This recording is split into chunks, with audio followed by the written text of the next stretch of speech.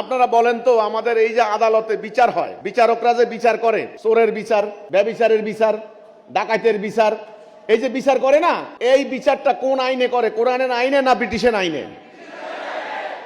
আপনারা কি এটা জানেন নাকি জানেন না? কিন্তু আমাদের ধর্মপ্রাণ অনেক মুসলমানকে আমি জিজ্ঞাসা করি, ভাই দেশে কোন আইনে বিচার হয়? সোজা আমাকে বলে, কি জানি বাবা, আমরা কি এই খবর জানি নাকি? জজ সাহেব বিচার করে, আমরা যাই, উকিলে টাকা নেয়। জন্মের পর থেকে এগুলা দেখে আসতেছে। আপনি দেখেন, হাট বাজারে এত লোক নাই, আদালতে যত মানুষ ঘুরে খালি। বাংলাদেশে ৪৫ লক্ষ মামলা খালি পেন্ডিং। ৪৫ লাখ পেন্ডিং। কথা বুঝেন নাকি? পেন্ডিং মানে হলো জমা হয়ে আছে, জট বেঁধে আছে, মামলার কোনো সমাধান নাই। এক একটা মামলার রায় ৪৫-৫০ বছর পরেও কোনো রায় হয় না। এক ডিসিন মামলার জন্য যায়, সমস্ত জমি বিক্রি করতে করতে ফকির হয়ে যায়। জামাই বোর সাথে সামান্য ঝগড়া হয়েছে, কেরা বুদ্ধি দিছে, মামলা করি দে। নারী শিশু নির্যাতন আইনে মামলা করি দে, বেটা সুজ হয়ে যাবো গা। বুদ্ধি দিছে না? এবার গেছে উকিলের কাছে, উকিলের কাছে গেছে, ভাই আমার হাজবেন্ড আমাকে ঠিক মতো ভাত কাপড় দেয় না, আমি মামলা করুম। মামলা করবেন তো ঠিক আছে, আসেন, ওই কাগজটা নেন, আগে ১০,০০০ টাকা দেন। এই শুরু, স্টার্ট। শুনেন, এরপরে মামলা শুরু হলো। লেখেন, আপনি বলেন আপনার হাজবেন্ড, বলে পুরা লেখছে, উকিলে লিখে ফেলছে, লেখার পরে এখানে সই দেন, কত পড়েন কি লিখছেন। আরে আপনি কি পড়বেন, মামলা হয়ে গেছে, আপনি খালি আমাকে ফি দিয়ে যান। ওই বেটা খালি আসুক, খালি একবার, তার জামিন নাই, তার কোনো জামিন নাই, ৬ মাসও জামিন হবে না। আমি ওই ব্যবস্থা করে ফেলাইছি, আপনি আমার আজকে ২০,০০০ টাকা দিয়ে যান, যেদিন হাজিরা, যেদিন তার সমন দিব, সেদিন বাকি টাকা দিবেন। তো এবার মহিলা নাসল বান্দা বয় আসে, পড়েন না কি লিখছেন। লেখছে, বেটা সারা রাত মদ খেয়ে পড়ে থাকে, বাসায় আসে না, অন্য নারীর সাথে সম্পর্ক। ২ নাম্বার, আমারে খালি মারতে মারতে অজ্ঞান করে ফেলাইছে। ৩ নাম্বার।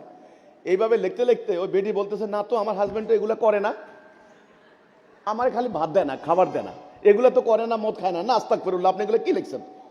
উনি তো মদ খায় না, আপনি তো লিখছেন আমাকে মারতে মারতে অজ্ঞান করে। আচ্ছা না, আমার এ পর্যন্ত কোনো গায়ে হাত দেয় নাই, অন্য নারীর সাথে কোনো সম্পর্ক নাই, বেটা অলস, খালি ঘুমায়, ইনকাম করে না। কয়েছে দেখেন, এগুলি না লিখলে কোনো মামলা হবে না। আপনি চলে যান, কোনো মামলা হবে না।